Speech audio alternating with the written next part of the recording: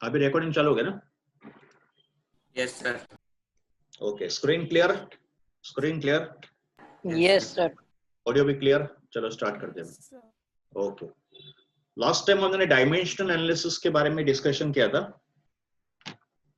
और आपने क्वेश्चंस भी सॉल्व किए हैं बेस्ड ऑन डायमेंशनल एनालिसिस। तो आज का जो लेक्चर होगा it is based on error analysis. तो आज हम लोग एरर के बारे में डिस्कशन करेंगे और उसके एमसीक्यूज सॉल्व करेंगे। ओके, इसके बाद अगर टाइम मिला तो will discuss significant figure also. जैसे मैंने आपको पहले लेक्चर में बोला था कि यूनिट्स एंड मेजरमेंट का जो जेडब्ल्यू पार्ट होगा it can B divided into 3 sections. First section होगा डायमेंशनल एनालिसिस जो हमने खत्म कर दिए। Second section is error analysis जो हम लोग आज स्टार्ट करेंगे and third part is significant figures. अगर आप लास्ट 10 इयर्स के पेपर्स देखोगे जेडब्ल्यू और नीट के, तो लास्ट 10 इयर्स में सिग्निफिकेंट फिगर्स इस टॉपिक पे कुछ क्वेश्चंस आए नहीं है। का मतलब रिपीटेडली इस टॉपिक में either you will have questions from dimensions और from error analysis. Significant figure ऐसे भी टॉपिक बहुत इजी है तो उसमें डिफिकल्ट क्वेश्चंस तो फॉर्म कर नहीं सकते, तो सिग्निफिकेंट फिगर्स के इतने क्वेश्चंस एक्सपेक्टेड नहीं है। तो मोस्टली यूनिट्स एंड मेजरमेंट में you can expect questions from major dimensional analysis and error analysis. Okay, तो आज हम लोग स्टडी कर रहे हैं एरर एनालिसिस। तो पहले थियरी रिवाइज करते हैं ब्रीफली और उसके बाद हम लोग एमसीक्यूज डिस्कस करेंगे। सबसे पहले estimation of error. Estimation of error का मतलब कैलकुलेशन ऑफ एरर कैसे होगा। ओके, उसके बाद हम लोग डिस्कस करेंगे एरर कैलकुलेशंस कैसे होते हैं। तो एस्टिमेशन ऑफ एरर डिस्कस करने के लिए सबसे पहले एरर क्या होता है। तो एरर होता है difference between the true value and the measured value of a physical quantity. आपने एक फिजिकल क्वांटिटी मेजर किया है, तो आपने जो वैल्यू मेजर किया है you must have used some instrument for the measurement of that quantity, for example length. तो अगर आप लेंथ मेजर कर रहे हो इन सम एक्सपेरिमेंट, तो for measurement of length you will use some instrument, for example scale.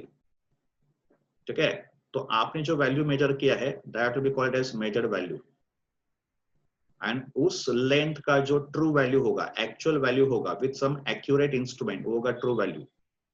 Now the instrument which you are using may not be accurate. जो आप scale use कर रहे हो उसमें शायद थोड़ा एरर हो सकता है, यू नेवर नो। तो ट्रू वैल्यू और मेजर वैल्यू का जो डिफरेंस होगा दैट इज कॉल्ड एरर, है ना। Scientifically speaking error is the difference between true value and measure value. And अगर आपका मेजर वैल्यू ट्रू वैल्यू के साथ कोइंसाइड कर रहा है then your instrument is said to be errorless, का मतलब उसमें कुछ एरर होगा नहीं। But if your measured value does not tally with the true value of that particular quantity, then the instrument is said to have some error. तो अभी इस error को हम लोग एस्टिमेट कैसे करेंगे या कैलकुलेट कैसे करेंगे, इन व्हाट फॉर्म। ठीक है,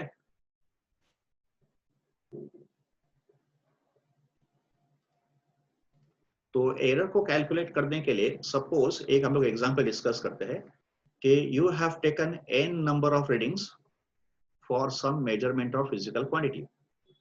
तो एग्जाम्पल में we can take any physical quantity, it can be mass, it can be length, it can be any physical quantity, और उसके आपने n नंबर ऑफ रीडिंग्स लिए हैं इन द एक्सपेरिमेंट।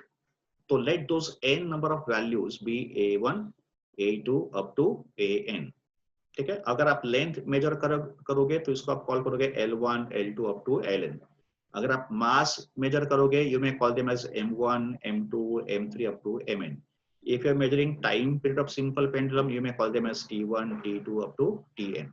ठीक है, तो सबसे पहले हम लोग फाइंड करते हैं मीन वैल्यू। तो error calculation begins with the mean value. Mean value is also called most probable value, and mean value of this value that is from A1 to An, इसको डिनोट करेंगे by symbol A mean या simply we can call AM। तो इन values का mean कैसे find करेंगे, add and divide by total number of observations. So we have taken n number of readings, so it will be A1 plus A2 up to An divided by n. So this will give you the mean value. Okay, mean value also called most probable value. After mean value we have to calculate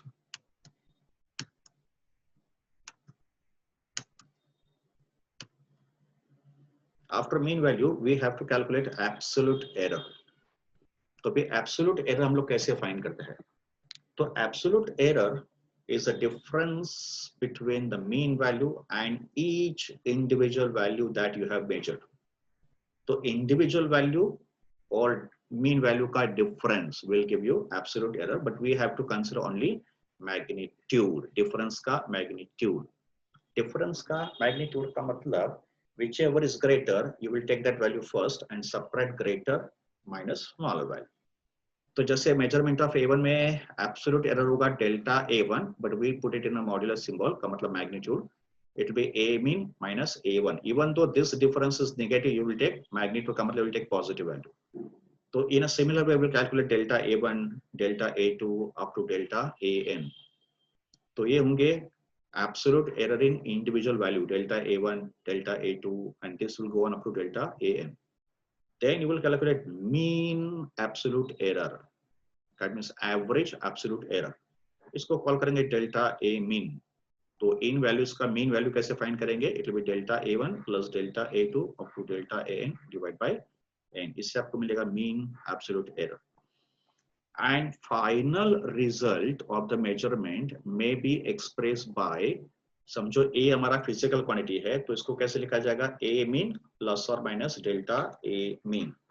इसका मतलब bye convention जो value लिखा जाता है वो इस तरीके से लिखा जाता है. It will be A mean plus और माइनस डेल्टा A मीन. ठीक है. तो usually physical quantity is written by mean value.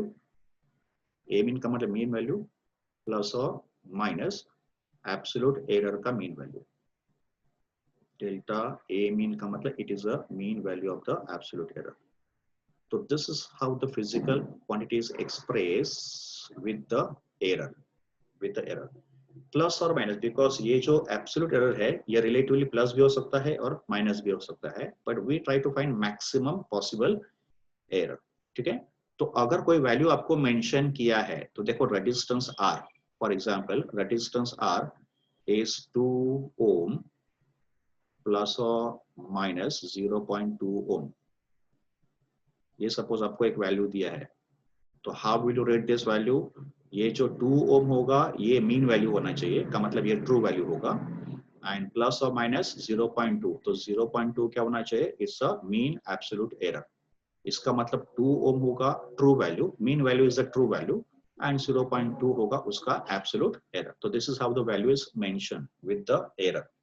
तो फर्स्ट वैल्यू उसका ट्रू वैल्यू होता है, प्लस और माइनस के बाद जो होता है वो उसका एब्सोल्यूट एरर का मीन वैल्यू होता है. ठीक है. तो after calculating the mean absolute error, next part होगा relative error and percentage error. Relative error and percentage error. What is relative error? It is a ratio of mean absolute error to its most probable value. Most probable value is the most accurate value, and most accurate value is the mean value. It's an average value. So relative error is delta A mean upon A mean. M का मतलब mean value. And percentage error is relative error multiplied by 100. का मतलब ये जो relative error है उसको सिर्फ 100 से multiply करो, that will give you percentage error. And we know percentage error is always in the form of percent. ये हमेशा percent में होता है. So this is how we calculate different types of error. Okay. जैसे एक example है जो अभी मैंने फॉर्मली डिस्कस किए, उसको हम लोग इस एग्जांपल के साथ डिस्कस करेंगे. तो length of a rod as measured in the experiment was found to be 2.48 metre, 2.46 metre, 2.49 metre, 2.50 metre and 2.48 metre. तो यहाँ पे फिजिकल क्वांटिटी लेंथ है जो आपने मेजर किया है, and you have taken 5 different readings. तो टोटल नंबर ऑफ ऑब्जर्वेशंस कितने हैं? 5. Find average length, absolute error in each observation and percentage error. तो पहले फाइंड करेंगे average length. Average length is addition of all the length divide by total number of observations. तो that comes out to be 2.482, जिसको हमने round off up to 2 places किया, that is 2.48 metre. ये हमारा हो गया एवरेज लेंथ या mean value of length. Then we calculate absolute error in each observation. तो absolute error जो होता है वो होता है difference between individual value and the mean value. तो अभी आपने जो मीन वैल्यू फाइंड किया है उसको इंडिविजुअल वैल्यू में से सब्ट्रैक्ट करो, that difference will give you absolute error. So delta A1 which will be 2.48 minus 2.48 that is 0. Delta L2 2.48 that is mean value minus 2.46। हम लोग क्या करेंगे, जो भी वैल्यू ग्रेटर होगा उसमें से स्मॉलर वैल्यू माइनस करेंगे। तो similarly calculate delta L3, delta L4, delta L5। Now यहाँ पे देखो delta L3 is shown negative, even delta L4 is shown negative, but absolute error में we take only magnitude। का मतलब in further calculation you will not take it negative, you will take it positive। okay? उसके बाद absolute error का mean value find करेंगे, तो that will give mean absolute error. तो इन सब एरर्स को ऐड करके उसको डिवाइड बाय 5 किया। Even though third and fourth value is negative, we have taken mod, we have taken magnitude, तो दैट इज 0.01 मीटर। ये हो गया मीन वैल्यू। ठीक है, now once I get the mean value then how will write the length का value. मैंने आपको process क्या बताया था, मीन वैल्यू प्लस और माइनस मीन एब्सोल्यूट एरर का वैल्यू। तो मीन वैल्यू कितना था, 2.48 था, प्लस और माइनस उसका मीन एब्सोल्यूट एरर जो 0.01 है। तो ये जो अपने 5 ऑब्जर्वेशन है उसमें से मोस्ट एक्यूरेट वैल्यू ये होगा 2.48 एंड एरर का कितना पॉसिबिलिटी होगा, 0.01 मीटर का एरर उसमें हो सकता है। ठीक है, नाउ परसेंटेज एरर के लिए हम लोग क्या करेंगे, मीन एब्सोल्यूट एरर को मीन वैल्यू से डिवाइड करेंगे। It is delta A mean upon A mean, तो इट इज 0.01 अपॉन 2.48। अगर सिर्फ इतना ही रेशियो लिया तो रिलेटिव एरर मिलेगा एंड इनटू 100 क्या तो परसेंटेज एरर फॉर्म होगा। तो आफ्टर सॉल्विंग दिस वैल्यू हमारा आंसर आएगा 0.40%। का मतलब इसमें जो परसेंटेज एरर आ रहा है वो 0.4% का आ रहा है। तो this is one example which is in the form of absolute error, relative error and percentage error। ना इसके बाद हम लोग डिस्कस करेंगे प्रोपगेशन या यस सर हमें अगर परसेंटेज एरर कभी भी फाइंड करना होगा तो हमें एब्सोल्यूट एरर तो फाइंड करना ही पड़ेगा ना हमेशा।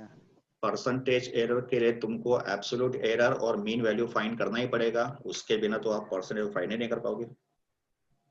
ओके सर, है ना। तो अगर परसेंटेज एरर ही पूछा है समझो, कैलकुलेट ओनली परसेंटेज एरर का मतलब यू विल हैव टू पूरा करना पड़ेगा, इसके बिना तो सब आएगा नहीं, है कि नहीं। देखो जब तक आप जब तक आप एब्सोल्यूट एरर नहीं फाइंड करोगे तब तक आपको मीन नहीं मिलेगा, है कि नहीं। और मीन मिलने के बाद ही तो आप इसका आगे वाला पार्ट करोगे ना। तो परसेंटेज एरर के लिए या रिलेटिव एरर के लिए you have to go through all the process. Clear? Yes sir. Okay, Now we come to propagation या combination of error। इसके टाइप के MCQs मोस्टली ज्यादा बनते हैं, है ना, propagation या combination of errors। इसमें हम लोग देखते हैं कि addition, subtraction, multiplication, division and power में एरर का कैलकुलेशन कैसे होता है। ठीक है, तो first operation is addition, that is sum. तो अगर दो फिजिकल क्वांटिटीज है A and B of the same type का मतलब अगर हम लोग एडिशन सब्ट्रैक्शन करेंगे तो values must be of the same dimensions या सेम नेचर, लेंथ के साथ लेंथ ऐड होगा, मास के साथ मास ऐड होगा। ठीक है, तो दो वैल्यूज है A एंड B, दोनों को आपने ऐड किया है तो एडिशन हो गया A प्लस B। अभी इस एडिशन में मैक्सिमम एरर कितना पॉसिबल है, तो absolute error in the addition, सबसे पहले हमने दो वैल्यूज को मेजर किया है, एक A है और दूसरा B है। तो एब्सोल्यूट एरर इन A होगा delta A and absolute error in B होगा डेल्टा B। तो delta A is absolute error in A and delta B is absolute error in B. Therefore, total absolute error in the addition will be delta A plus delta B. No matter what is the operation आप कुछ भी करो, plus, minus, multiplication, division, error always add। इस बात को याद रखना है, error हमेशा ऐड होता है, आप ऑपरेशन कुछ भी करो, you may do addition, you may do subtraction, multiplication, division या पावर, बट एरर का हमेशा एडिशन ही होता है। तो absolute error in A plus B will be delta A plus delta B and error हमेशा प्लस और माइनस में लिखा जाता है, that will give the range. ठीक है, फिर relative error, what is relative error, absolute error divided by true value, का मतलब डेल्टा X अपॉन x, तो यहाँ पे delta x is delta a plus delta b और x होगा एडिशन a प्लस b, तो ये हो गया आपका रिलेटिव एरर। परसेंटेज एरर के लिए कोई स्पेशल फॉर्मूला नहीं है, सिर्फ रिलेटिव एरर को ही 100 से मल्टीप्लाई करना है to form percentage error. Subtraction में देखो वैल्यूज अगर a माइनस बी है का मतलब आप दो वैल्यूज को सब्ट्रैक्ट कर लो, तो a का एब्सोल्यूट एरर डेल्टा a है, b का एब्सोल्यूट एरर डेल्टा b है, तो a माइनस b में टोटल एब्सोल्यूट एरर होगा delta a plus delta b। तो देखो यहाँ पे आप दो वैल्यू का सब्ट्रैक्शन कर रहे हो, बट एरर में सब्ट्रैक्शन नहीं होगा, एरर में हमेशा एडिशन होगा। तो ये होगा maximum absolute error delta a plus delta b।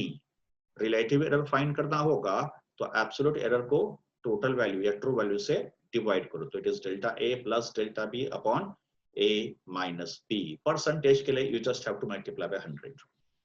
Multiplication and division में एब्सोल्यूट एरर कैलकुलेट नहीं करते और उसको एग्जाम में पूछेंगे भी नहीं। मल्टीप्लिकेशन एंड डिवीजन में we calculate relative and percentage error. तो a इंटू b, इसका मुझे रिलेटिव एरर फाइंड करना है, तो सबसे पहले रिलेटिव एरर इन a होगा, फिर रिलेटिव एरर इन b होगा और फिर दोनों का एडिशन होगा। तो रिलेटिव एरर इन a होगा delta a by a, relative error in b होगा delta b by b, and then we add them because error always add. तो a इंटू b का रिलेटिव एरर होगा delta a upon a plus delta b upon b। इसमें जो first term है delta a upon a वो है relative error in a, इसमें जो सेकंड टर्म है delta b upon b it is relative error in b, और इसको अपने 100 से मल्टीप्लाई किया तो आपको मिलेगा percentage error. Same formula a upon b के लिए होगा डिवीजन के लिए भी, तो it is delta a upon a plus delta b upon b। तो ऑपरेशन कोई भी हो, multiplication, division, subtraction, addition, error आपको हमेशा ऐड करने हैं, ठीक है। फिर पावर देखो a रेज टू n है, तो अगर कोई वैल्यू में अगर कोई फॉर्मूला में पावर है, जैसे वेलोसिटी का स्क्वायर है, वॉल्यूम का क्यूब है, तो उसमें कैसे करेंगे कैलकुलेशन। तो a is some physical quantity and formula में the power is some nth power, तो in that case relative error in a power में एरर नहीं होता है, एरर जो है ना वो फिजिकल क्वांटिटी में होगा। इसका मतलब अगर a कोई फिजिकल क्वांटिटी है तो एरर a में होगा, पावर में नहीं होगा, है ना, because power is a part of formula. तो a रेज टू n में रिलेटिव एरर होगा n times of delta a upon a, का मतलब जितना पावर होगा उतना एरर मल्टीप्लाई होगा, जितना पावर होगा उतने टाइम्स एरर मल्टीप्लाई होगा, it is n times delta a upon a। और इसको अगर 100 से मल्टीप्लाई किया तो we get percentage error. And this is one generalise formula जिसमें मल्टीप्लिकेशन भी है, डिवीजन भी है और पावर भी है। तो ये एक जनरल फॉर्मूला है which contains all the three concept, है ना। मल्टीप्लिकेशन भी देखो यहाँ पे है, इसमें अपॉन भी है का मतलब इसमें डिवीजन भी आ गया और इसमें पावर भी है। तो a रेज टू m का क्या होगा relative error, it will be m times of delta a upon a, मैंने ये फॉर्मूला अप्लाई किया। b रेज टू n में क्या होगा relative error, it will be n times of delta b upon b। और c रेज टू p में क्या होगा relative error, it will be p times of delta c upon c, ठीक है। Even though c raise to p is in the denominator, error will always add. अगर आपने c raise to p को numerator में transfer किया तो power में become negative, है ना। अगर ऊपर गया तो क्या हो जाएगा c पावर माइनस p होगा, but even though power is negative you will add in the error calculation, even though power is negative you will add in the error calculation because error में कभी भी subtraction नहीं होता। and into 100 करेंगे तो percentage error form होगा, ठीक है। तो ये हो गया propagation and combination of error के फॉर्मूले।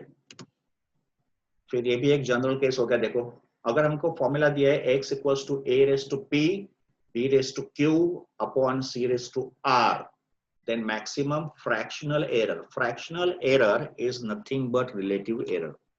Sometimes relative error may be called as fractional error. तो अगर आप ये वर्ड देखोगे fractional error, तो fractional error is nothing but relative error, ये सेम होता है relative error। तो relative error in x का फॉर्मूला तो delta x upon x, delta x upon x होगा relative error in x। a raise to p में क्या हो जाएगा, it will be p into delta a upon a। b raise to q में क्या होगा, q into delta b upon b। C raise to R में क्या होगा, R into delta C upon C, and फिर सबका एडिशन करेंगे। अगर इसको 100 से मल्टीप्लाई किया, if you multiply 100 on both the side, then each term becomes percentage error. तो देखो मैंने यहाँ पे 100 से मल्टीप्लाई किया हर एक टर्म को, so that this becomes percentage error in x, इसको लिखा परसेंट x। परसेंट x का मतलब it is percentage error in x। p जो पावर था p multiply by percentage error in a plus q into percentage error in b plus r into percentage error in c। इसका मतलब इस formula का अगर मुझे परसेंटेज एरर का calculation करना है तो ये उसका कैलकुलेशन है। एग्जामिनेशन में you are not supposed to show all the calculations in the MCQ examination, so you can straight away start with this formula. You can straight away start with this formula. ठीक है, तो ये आपका हो जाएगा shortcut formula.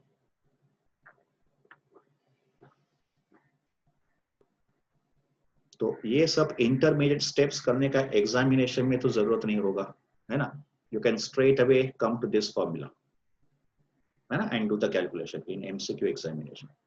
जैसे एक example देखो यहाँ पे डिस्कस किया है, a physical quantity x given by, a physical quantity x given by a square b cube upon c into root d। ये एक हाइपोथेटिकल फॉर्मूला है, ये कोई फिजिक्स का फॉर्मूला नहीं है। You are given one hypothetical formula, ये एक इमेजिनरी फॉर्मूला है। And percentage errors in a, b, C and D are 4%, 2%, 3% and 1% respectively. Calculate the percentage error in X. अगर हम लोग इस फॉर्मूला से करेंगे, डायरेक्टली कैलकुलेशन नहीं करेंगे, we'll just apply this formula. तो according to our shortcut formula है ना, डायरेक्टली हम लोग ये फॉर्मूला अप्लाई करेंगे। यहाँ पे तो सब स्टेप्स मेंशन किए हैं। तो if I apply shortcut formula, then I will say percentage error in X, try to understand. Percentage error in X equals to a square है, तो a स्क्वायर में हो जाएगा 2 times of percentage error in a plus b cube है, तो ये क्या हो जाएगा 3 times of percentage error in b plus c है, तो यहाँ पे आएगा percentage error in c, because c का तो पावर 1 है। रूट d है, root d square root d का मतलब it is d raise to half, square root का मतलब रेज टू हाफ, तो पावर हाफ मल्टीप्लाई होके we get percentage error in D. ठीक है, तो ये हम लोग डायरेक्टली ऐसे फॉर्मूला से स्टार्ट कर सकते हैं and then we put the respective values. A का एरर 4% है, का मतलब इसको लेंगे 4%, बी का एरर 2% है, तो इसको लेंगे 2%, सी का एरर 3%, सो दिस बिकम 3%, और ये है 1%। तो after solving the values we get, ये कितना हो जाएगा 8% हो जाएगा, है ना। देखो यहाँ पे लास्ट स्टेप में कैलकुलेशन, तो ये हो जाएगा 2 टाइम्स ऑफ 4%, बिकॉज यहाँ पे ये 4% है ना, तो 2 into 4%, that becomes 8% plus 6% plus 3% and plus half, ये हो जाएगा 0.5%, है ना, 1/2 इंटू 1 दैट इज 0.5%, तो ये हो जाएगा आपका 17.5%। इसका मतलब x का जो परसेंटेज एरर होगा ये 17.5% होगा। ठीक है, तो ये हो गया एक numerical. Now let us come to error वाले एमसीक्यूज। अभी हम लोग क्या करेंगे, रिपीट करो ना, स्क्रीनशॉट लेना था। किसका? वो पीछे वाली स्लाइड का। अरे मैं इसका पीडीएफ प्रोवाइड सेंड करूंगा ना, लास्ट टाइम भेजा था मैंने पीडीएफ, लास्ट लेक्चर का पीडीएफ भाई सेंड किया था मैंने। हाँ किया था सर। हाँ तो इसका भी मैं सेंड करूंगा ना आपको, स्क्रीनशॉट क्यों लेना? ओके सर, ये मैं पीडीएफ भेज दूंगा आपको, सब कुछ मिलेगा आपको पीडीएफ फॉर्म में।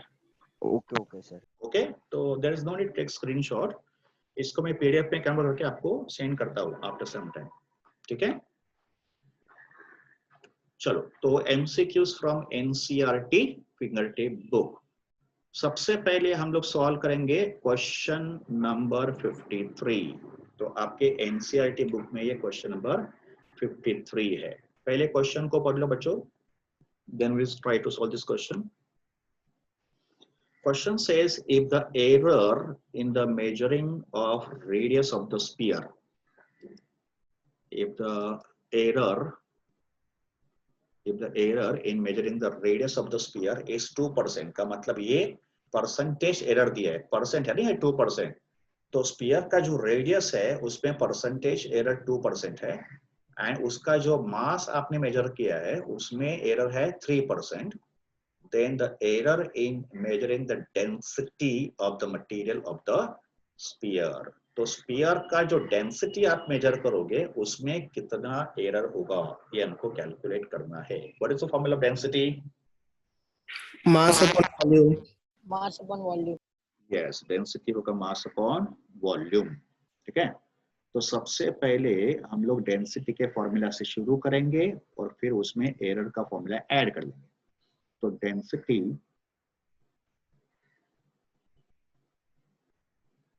is equal to mass upon volume.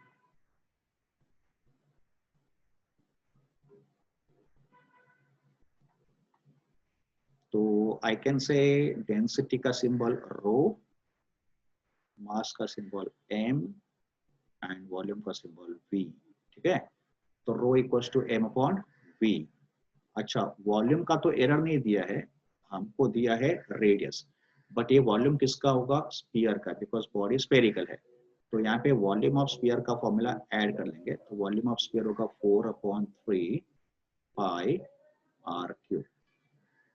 तो मैंने वॉल्यूम ऑफ स्फीयर का फॉर्मूला सब्स्टिट्यूट किया. ठीक है, 4/3 नंबर है उसमें तो एरर नहीं होगा. पाई भी एक न्यूमेरिकल कांस्टेंट है, उसमें भी एरर नहीं होगा. तो 4/3 एंड पाई को इग्नोर करो.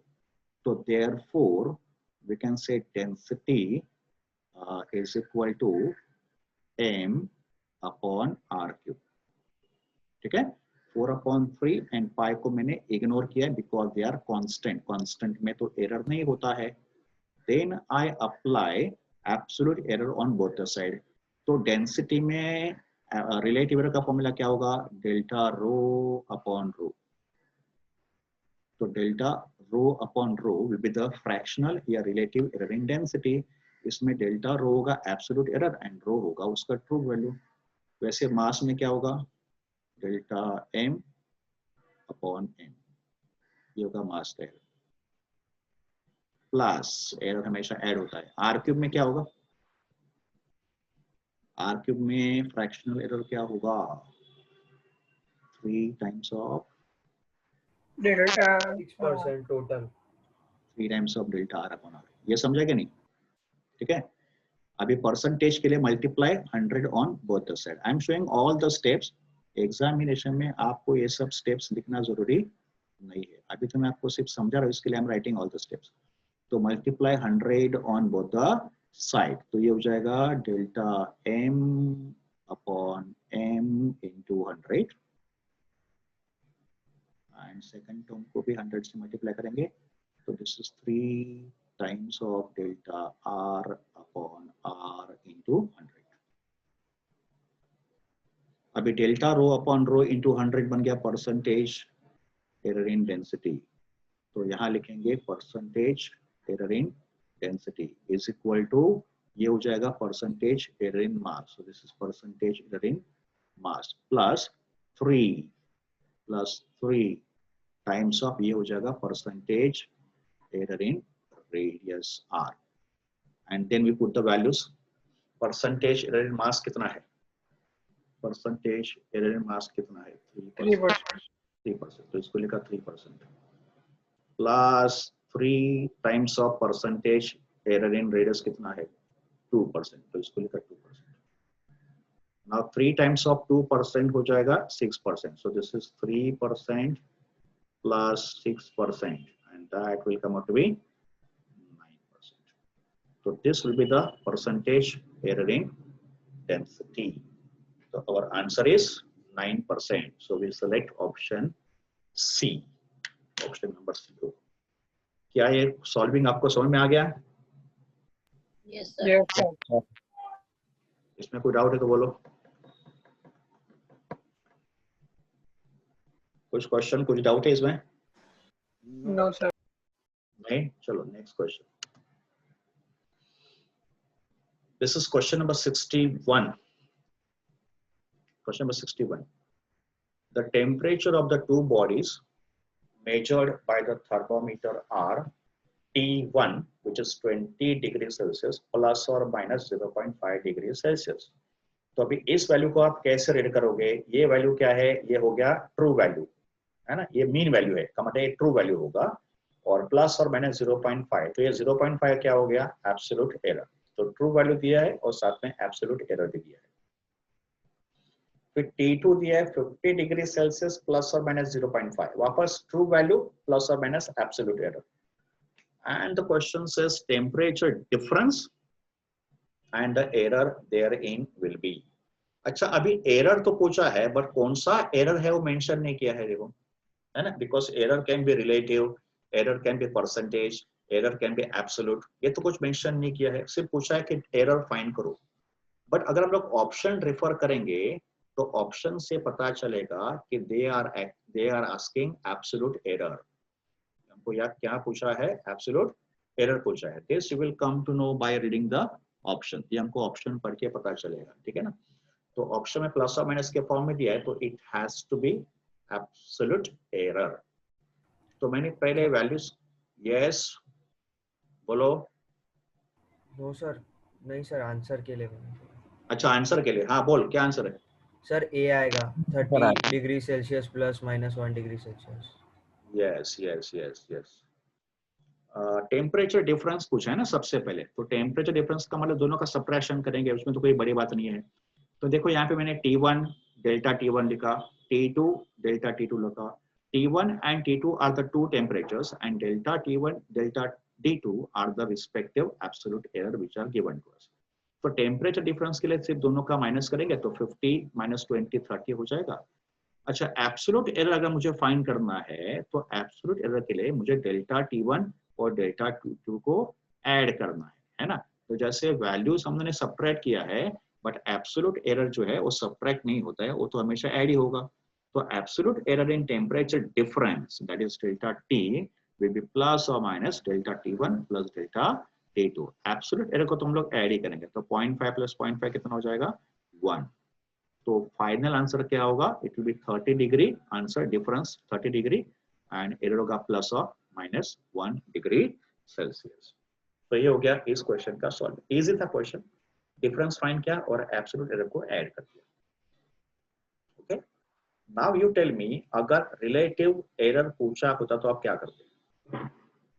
यहाँ तो पूछा नहीं है, बट इसमें समझो रिलेटिव एरर पूछा होता तो आप क्या करते? 1/30 डिग्री। यस, अगर रिलेटिव एरर पूछा होता, अभी तो नहीं पूछा है, but will do some extra calculation.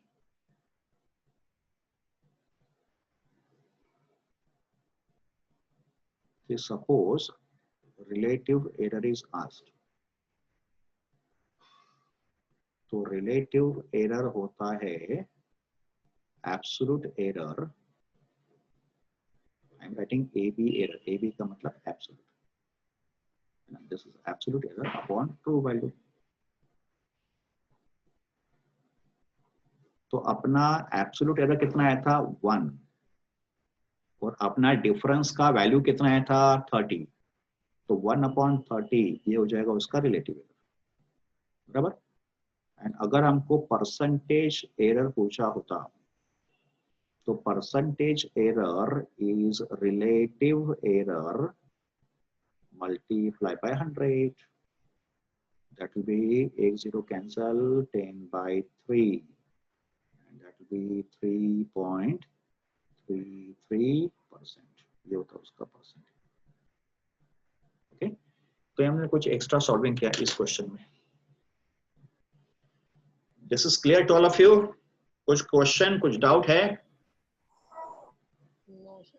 नहीं ना, चलो no sir. Okay okay okay, चलो ये वाला क्वेश्चन देखते हैं। This is question number 63। This is question number 63।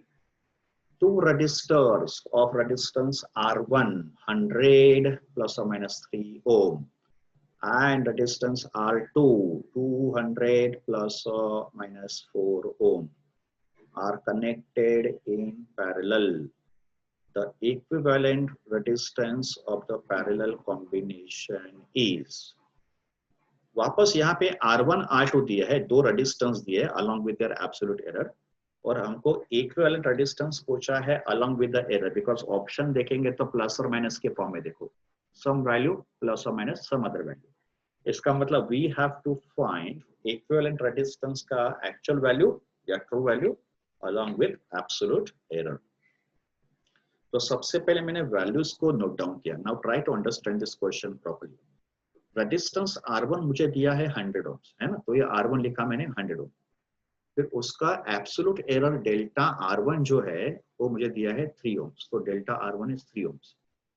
फिर रेजिस्टेंस R2 कितना दिया है 200 ohms एंड उसका जो एब्सोल्यूट एरर डेल्टा R2 है वो मुझे दिया है 4 ohms.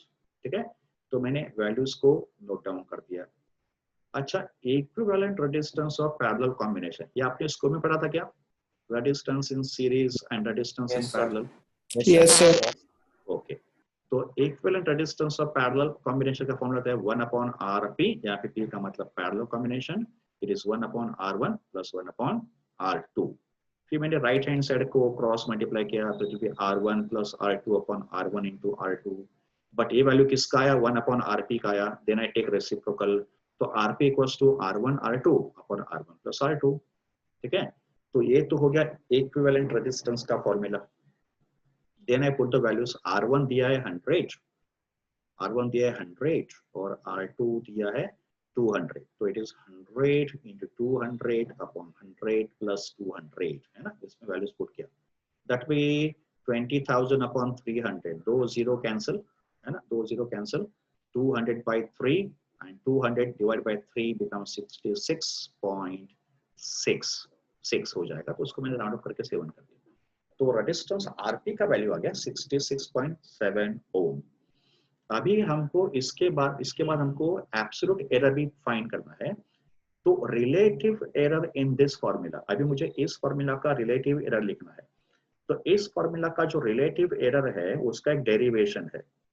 इसका अगर आपको रिलेटिव एरर फाइंड करना है तो इसका एक डेरिवेशन है, का मतलब आपको डिफरेंशिएट करना पड़ेगा both the side. You will have to differentiate on both the side. ठीक है, तो if you differentiate both the side तो आपको ये फॉर्मूला मिलेगा. But I will suggest you remember the formula. Don't go after the derivation. ये formula आपको मिलेगा after differentiating this formula. But मेरा सजेशन है कि आपको ये फॉर्मूला याद रखना है. ठीक है, तो 1/Rp का रिलेटिव एरर होगा delta Rp upon Rp square. अभी Rp स्क्वायर क्यों आ गया? बिकॉज मैंने इसका डेरिवेटिव लिया है. ठीक है, वैसे 1/R1 का आ गया relative error delta R1 upon R1 square. Sir yes sir हम इसको डिफरेंशिएट किसके रिस्पेक्ट में करेंगे? differentiate with respect to any value because that denominator will get cancelled from both the side. आप इसको किसी भी रिस्पेक्ट में डिफरेंशिएट करो. से विथ रिस्पेक्ट टू टाइम, इसको आपने समझो डिफरेंशिएट क्या है विथ रिस्पेक्ट टू टाइम. तो विथ रिस्पेक्ट टू टाइम करेंगे ना तो अपॉन dt आएगा, तो सब तरफ अपॉन dt आएगा which will get cancelled from both the side. तो यहाँ पे डिफरेंशिएट किस रिस्पेक्ट में करना है वो इमटेरियल है because it will get cancelled from both the side. Clear? Yes sir. Okay, so ये हो जाएगा delta Rp upon Rp square, ये होगा delta R1 upon R1 square और ये होगा delta R2 upon R2 square. तो ये होगा पैरेलल कॉम्बिनेशन का रिलेटिव एरर का फॉर्मूला. ठीक है, फिर हमको तो सिर्फ एब्सोल्यूट एरर चाहिए ना. That means we want only delta Rp. हमको सिर्फ डेल्टा Rp चलेगा ऑप्शन में. We don't want relative error, we don't want this ratio. तो हम लोग क्या करेंगे, ये जो Rp स्क्वायर है ना LHS वाला, इसको RHS में ट्रांसफर करेंगे तो सिर्फ डेल्टा Rp बचेगा जो हमको यहाँ पे चाहिए होगा. तो देखो नेक्स्ट स्टेप में I have taken Rp square on the left hand side, का मतलब दोनों टर्म को मैंने Rp स्क्वायर से मल्टीप्लाई किया है. तो फर्स्ट टर्म देखो क्या हो जाएगा, फर्स्ट टर्म हो जाएगा delta R1 into Rp square upon R1 square, तो मैंने Rp upon R1 the whole square किया. सेकंड टर्म हो जाएगा डेल्टा R2 और ये यहाँ पे चला गया तो Rp square upon R2 square होगा, दैट बी Rp अपॉन R2 द होल स्क्वायर हो जाएगा. I hope this step is clear to all of you. ठीक है, और उसके बाद हम लोग करेंगे सब्स्टिट्यूशन. तो डेल्टा R1 है 3, तो डेल्टा R1 को लिखा 3, फिर Rp का वैल्यू और R1 का वैल्यू सब्स्टिट्यूट किया. डेल्टा R2 का वैल्यू है 4, तो इसको मैंने सब्स्टिट्यूट किया, डेल्टा R2 इज 4 और फिर Rp अपॉन R2 का वैल्यू सब्स्टिट्यूट किया. ओके, फिर यहाँ देखो 0 0 कैंसिल, ब्रैकेट में 2/3 बचेगा, 2/3 का स्क्वायर हो जाएगा 4/9. यहाँ पे 200 कैंसिल, 1/3 हो जाएगा, 1/3 का स्क्वायर होगा 1/9। ओके, फिर इसका अगर आप सॉल्विंग करोगे so take 4/9 common, take 4/9 common, तो ब्रैकेट में 3 + 1 बचेगा, दैट इज 16/9। 16/9 अगर आप करोगे तो it will come out to be 1.777 something. तो इसको हम लोग अप्रोक्सीमेटली 1.8 एज्यूम करेंगे बिकॉज ऑप्शन में 1.8 हमको दिख रहा है। तो अपना फाइनल आंसर होगा RP, that is effective resistance of parallel combination, plus और माइनस एब्सोल्यूट एरर। तो 66.7 ये अपना आरपी था एंड अपना एब्सोल्यूट एरर था 1.8। तो our final answer is 66.7 plus और माइनस 1.8 ओम्स। तो ये अपना आंसर। हाँ प्रथम बोल। सर वो 100 और 200 का क्या किया? किधर? ये वाला वो डिवीजन में है ना नीचे। हाँ इधर सर। यहाँ पे यस। डाउट क्या तेरा? मतलब वो कैलकुलेशन कैसे किया वो स्टेप से पता नहीं चला सर। अच्छा ये फॉर्मूला समझा ना तेरे को? हाँ फॉर्मूला तो समझ में आ गया। हाँ तो डेल्टा R1 कितना है? 3 है। देखो डेल्टा R1 3 है, देखो अपने को दिए यस। इनटू आरपी, आरपी कितना है देख, ये आरपी है ना? 200/3। हाँ तो ये लिया मैंने, ये लिया, इससे इजी होगा कैलकुलेशन। तो 200/3 आरपी होगा अपॉन R1 है। R1 कितना है? 100। ये देख R1 आता है। 100। हाँ तो upon R1 and the whole square plus delta R2 कितना है? 4। 4। तो ये 4 हो गया अपॉन इनटू आरपी कितना है? 200/3 200/3 अपॉन R2 कितना है? 200। 200। अभी इसको क्या करेगा देख, इसको कैसे सिंपलीफाई करेगा? फर्स्ट ब्रैकेट को कैसे सिंपलीफाई करेगा? ये 200/100। ये जीरो हटा, ये जीरो हटा दो। हाँ सर। ठीक है, क्या बचा ब्रैकेट में? 2/3। उसका स्क्वायर करेंगे ना यहाँ पे, यस सर। क्या हो जाएगा? हाँ सर समझ में आ गया पूरा कैलकुलेशन। समझा? सर इधर इधर इधर क्या होगा? एक मिनट, इधर क्या होगा? ये कैंसिल हो जाएगा, 1/3 बचेगा, उसका उसका स्क्वायर 1/9। हाँ बोल, कौन पूछ रहा था? सर मुझे ये समझ में नहीं आया सर, अपन ने आरपी स्क्वायर और R1 स्क्वायर और R2 स्क्वायर क्यों लिया? ये फॉर्मूला में है ना भाई इधर। ये तू पूछ रहा है क्या स्क्वायर क्यों आया? इसका पूछ रहा है तू? हाँ हाँ हाँ सर। अच्छा इसका तेरे को डेरिवेशन फिर मेरे को बताना पड़ेगा, एक मिनट में डेरिवेशन बताऊँ। अभी कौन आ रहे हैं?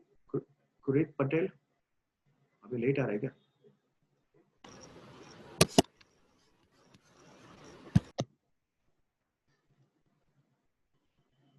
हाँ देख अभी मैं उसको डिराइव कर रहा हूँ। आरपी का फॉर्मूला क्या था?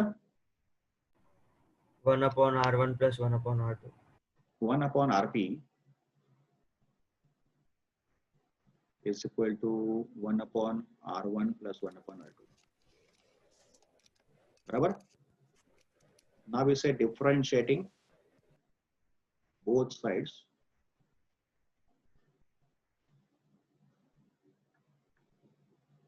Say with respect to time. चलो इसको with respect to time हम लोग differentiate करते हैं। तो what is derivative of 1/x? x⁻²। Derivative 1/x क्या होगा? 1/x का मतलब अगर ऊपर गया तो x⁻⁻1 हो जाएगा ना, है ना? x का पावर यहाँ पे 1 है ना, ऊपर गया तो -1 होगा। And what is derivative of x⁻n?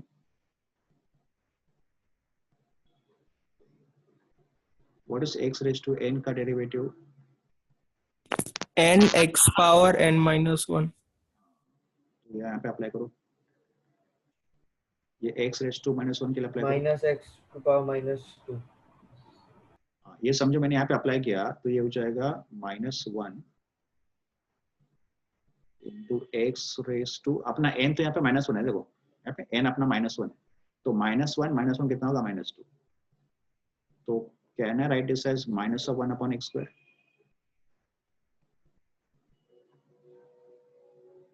इसको लिखो क्या? -1/x²। Yes sir. Okay, but अगर मैंने derivative of x raise to n लिखा विथ रिस्पेक्ट टू टाइम, तो फिर क्या होगा?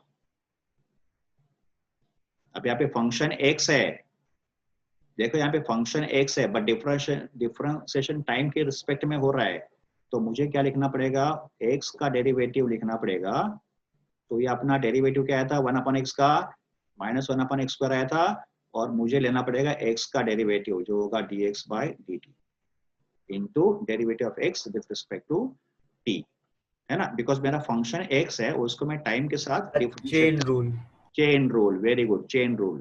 तो 1/x का डेरिवेटिव माइनस 1/x² लिखा, और फिर जो फंक्शन था उसको मैंने अलग से डिफरेंशिएट किया। ये बात क्लियर हो गई? Yes sir. तो ये अभी इसमें अप्लाई करो। तो बताओ 1/rp का क्या होगा? बताओ अभी 1/rp का क्या होगा derivative? Minus of 1/rp² into dx dt into dx/dt। X नहीं रे, अपना आरपी है ना इधर, यस सर। अपना एक्स यहाँ पे आरपी है, तो drp/dt समझ में आ गया? 1/r1 का बताओ।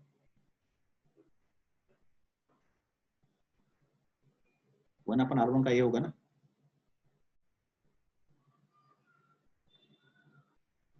समझ में आ रही है? हाँ सर। 1/R2 का बताओ। Minus of 1/r2² dr2/dt।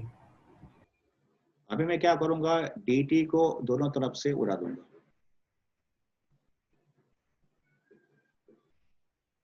Minus sign देखो सब में है, उसको भी उड़ा दिया, ठीक है? और डेल्टा आरपी जो है ना, उसको मैंने ऐसे लिखा, ये जो डी आरपी है इसको मैंने डेल्टा आरपी लिखा। अपॉन क्या मिला? हाँ सर, अब समझ गया। समझ में आ गया? हाँ, तो ये उसका कैलकुलेशन।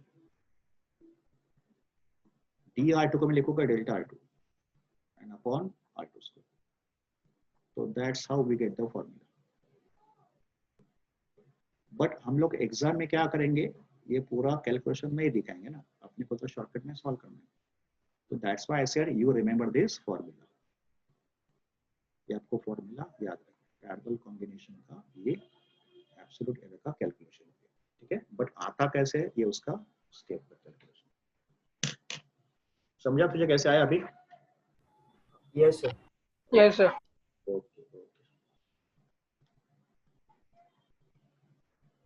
चलो तो हम लोग कहाँ पे थे? यहाँ पे थे ना। अच्छा, ये तो समझा ना भी कैलकुलेशन कैसे है, ये भी समझ आ गया ना? Yes, sir. ओके, चलो अभी नेक्स्ट क्वेश्चन देखते हैं। अच्छा, ये तो इजी है, ये तो आप भी कर लोगे। चलो बताओ इसमें क्या आंसर आएगा। क्वेश्चन पढ़ लो, सॉल्व कर लो, बताओ इसमें क्या आंसर आएगा।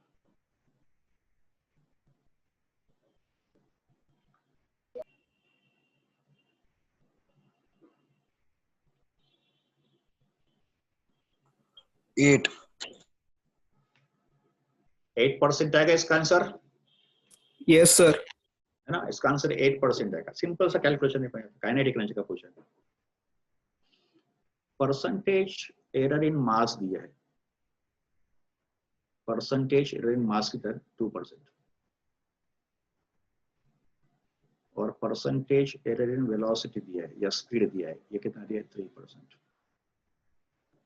और हमको पूछा है काइनेटिक एनर्जी में परसेंटेज एरर कितना होगा। Let us denote kinetic energy by symbol E.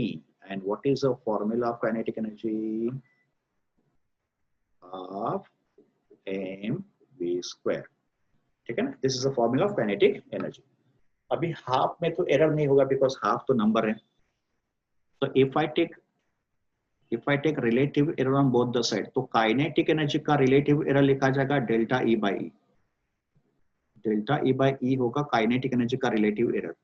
मास का रिलेटिव एरर होगा डेल्टा m अपॉन m, और v² में 2 मल्टीप्लाई होगा, पावर मल्टीप्लाई होगा into delta v upon v। Okay, 100 से मल्टीप्लाई करेंगे तो परसेंटेज एरर हो जाएगा। तो मैं 100 से मल्टीप्लाई नहीं कर रहा हूँ, I am writing percentage error in kinetic energy equals to percentage error in mass plus 2 into percentage error in velocity multiplying 100 on both the sides.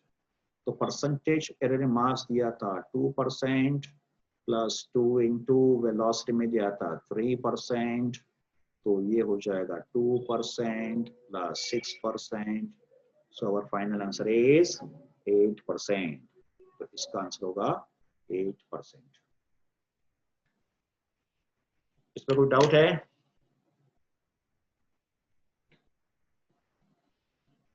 बच्चों इसमें कोई डाउट है? No sir. नो, समझ में आ गए? ओके.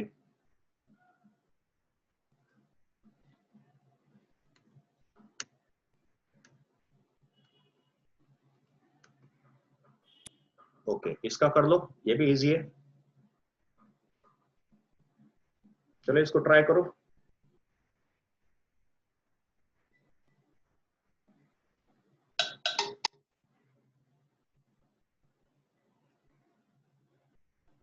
इसका मुझे आंसर बताओ, मैं पहले वेट करता फिर मैं सॉल्व करूंगा. This is question number 65.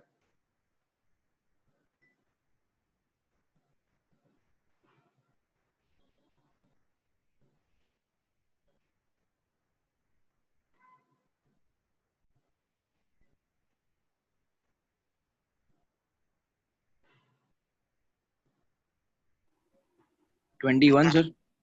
21. Yes sir 21 आ रहा है. 21 आ रहा है? Yes sir. Okay, I am writing the formula directly. Abhi, I am not writing all the steps. Percentage error in x is equal to a square है का मतलब क्या हो जाएगा 2 times of percentage error in a plus b cube है का मतलब 3 times of percentage error in b plus c raised to 5 by 2 है का मतलब 5 by 2 times percentage error in c and D raise to -2 है. पावर नेगेटिव है but error में तो ऐड ही होगा, तो plus 2 times of percentage error in D, ये हो जाएगा फॉर्मूला. अच्छा, अभी ए में था 1% का एरर प्लस 3 इंटू बी में था 2% का एरर प्लस 5 by 2 सी में था 2% का error plus 2 times of D में था 4% का एरर. ठीक है, तो ये हो जाएगा 2% प्लस 6% प्लस 2 कैंसल 5% बच गया और ये 2 इंटू 4 8%. तो 6 प्लस 2 8, 8 प्लस 5 13, 13 प्लस 8 21%.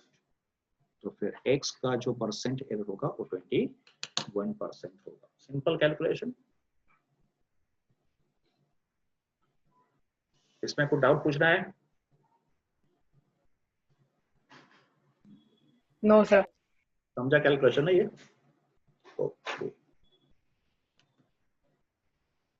अच्छा, अभी ये वाला करते हैं 66. This is question number 66. The period of oscillation of a simple pendulum is given by t equals to 2 pi root of L by G. Major value of L, that is length, is 10 centimeter, known to 1 mm accuracy, and time for 100 oscillations of pendulum is found to be 50 seconds using a wristwatch of 1 second resolution. Then what is the accuracy in the determination of G? Accuracy का value calculate करना का मतलब उसका percentage error calculate करना. ठीक है, सो calculating accuracy, अगर आपको एक्यूरेसी पूछा है तो you just have to calculate error का मतलब यहाँ पे परसेंट एरर पूछा है, परसेंट एरर पूछा है. ठीक है, तो लेंथ का वैल्यू दिया है हमको 10 सेंटीमीटर, तो लेंथ को L को लिखा मैंने 10 सेंटीमीटर और उसका एक्यूरेसी था 1 mm का मतलब इसमें जो एब्सोल्यूट एरर होगा वो 1 मिलीमीटर का है. इसको मैंने सेंटीमीटर में कन्वर्ट किया बिकॉज वैल्यूज हमको सेंटीमीटर में दिया था, तो डेल्टा L बिकम्स 0.1 सेंटीमीटर. फिर टाइम जो हमने मेजर किया है 50 सेकेंड्स, तो टाइम मेजर किया 50 सेकेंड और उसके लिए जो वॉच यूज किया है उसका 1 सेकेंड का रिजोल्यूशन है, का मतलब उसका 1 सेकेंड का एक्यूरेसी है, का मतलब टाइम का जो एरर है वो 1 सेकेंड है.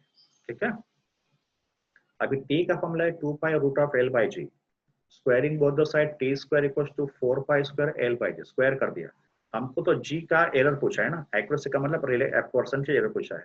तो पहले मैंने g का फॉर्मूला अरेंज किया, तो g becomes 4 pi square l by t square, g यहाँ पे आ गया, t स्क्वायर यहाँ पे आ गया। 4 पाई को इग्नोर किया because 4 pi square is constant. Then I take the formula for relative error, तो delta g by g equals to delta l by l plus t square का मतलब 2 delta t by t, and percentage error के लिए multiply by 100 on both the side. Then I put the value, delta l कितना है 0.1, तो delta l को लिखा 0.1 upon l कितना है 10 plus 2 times of delta t is 1 second upon t is 50 second, and 100 जो है मैंने कॉमन लिया। अभी मैंने 100 को ब्रैकेट पे मल्टीप्लाई किया, तो दोनों टर्म को 100 से मल्टीप्लाई करो, तो 0.1 इंटू 100 बिकम्स 10 अपॉन 10 तो था ही पहले, और यहाँ पे भी 100 से मल्टीप्लाई करो तो it becomes 200 by 50, so it will be 1 plus 4, that is 5%। तो एक्सेलरेशन ड्यू टू ग्रेविटी में परसेंटेज एरर कितना होगा 5%। क्या ये आपको समझा कैसे कैलकुलेट किया? Yes, sir. सर बोलो बोलो। एक डाउट था सर, मतलब सर यहाँ पे जो हमने टाइम के लिए लिया ना सर, वो तो 50 सेकेंड्स के लिए था, 1 सेकेंड के लिए क्यों नहीं लिया? 1 सेकंड के लिए क्यों 1 सेकंड? तूने टाइम कितना मेजर किया? सर ऐसा होता है ना सर कि वो 1 ऑसिलेशन के लिए कितना होगा, तो उस हिसाब से नहीं करना है कैलकुलेट। अच्छा 1 सेकंड का पूछ रहा है कि 1 ऑसिलेशन का पूछ रहा है तू? 1 ऑसिलेशन का पूछ रहा है? हाँ सर, 1 ऑसिलेशन का ही। अच्छा ओके ओके, तेरा डाउट मैं सॉल्व करता हूँ, देख। तो मतलब सर वो 1 ऑसिलेशन के हाँ। रिलेट से नहीं करना है, रिलेटिव से? नहीं, ये देख, ये जो कैपिटल टी है ना, this is time for 1 oscillation. Capital T जो होता है ना, it is periodic time, it is time for 1 oscillation. But मैं जो कैलकुलेशन कर रहा हूँ वो मैं कर रहा हूँ 100 ऑसिलेशन का। The reason is, I tell you the reason. मैं रीजन बोलता हूँ। एक्चुअली मैं इसको अगले क्वेश्चन में आपको एक्सप्लेन करने वाला था, लेकिन तूने डाउट पूछा है तो मैं तेरे को इधर एक्सप्लेन कर।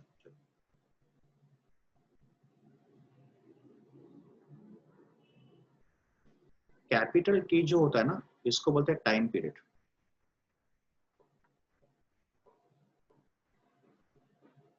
Time period, and time period is time for 1 oscillation. Time period is time taken for 1 oscillation, and capital T is a time taken for n oscillations.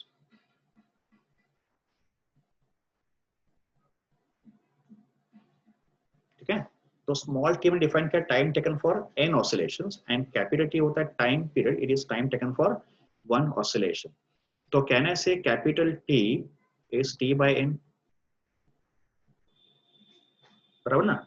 Because n oscillation का time t था, तो एक oscillation का time capital T होगा। तो what is capital T का formula?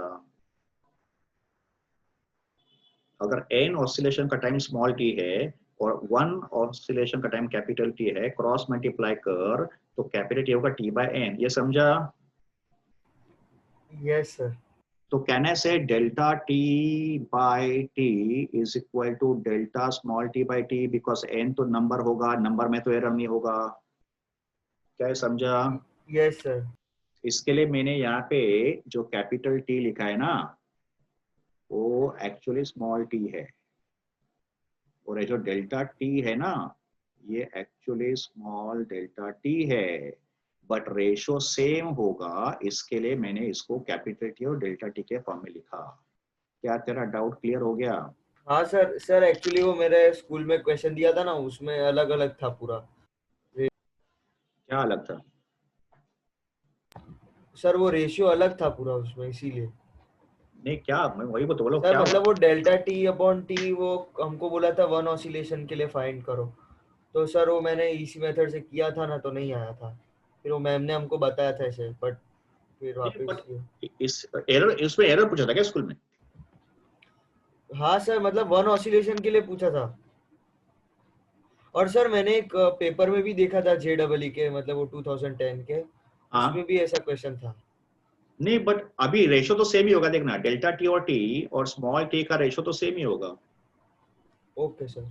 तो तू कैपिटल टी का एरर निकाल या स्मॉल टी का एरर निकाल तो सेम ही आएगा। देखो ये प्रूव किया ना मैंने, दोनों सेम ही होगा। ये समझा कि नहीं? Okay sir. हाँ सर। हाँ तो अगर तू तेरे मेथड से भी करेगा ना जो स्कूल में बोला है, तेरा आंसर 5% ही होगा। तेरा आंसर 5% से कुछ अलग नहीं आएगा।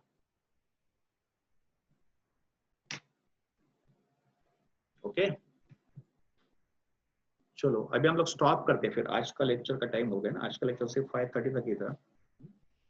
तो आज हम लोग यहाँ पे स्टॉप करते हैं। मुझे ये एक क्वेश्चन डिस्कस करना था बट ये हम लोग अगले बार डिस्कस करेंगे, ठीक है ना?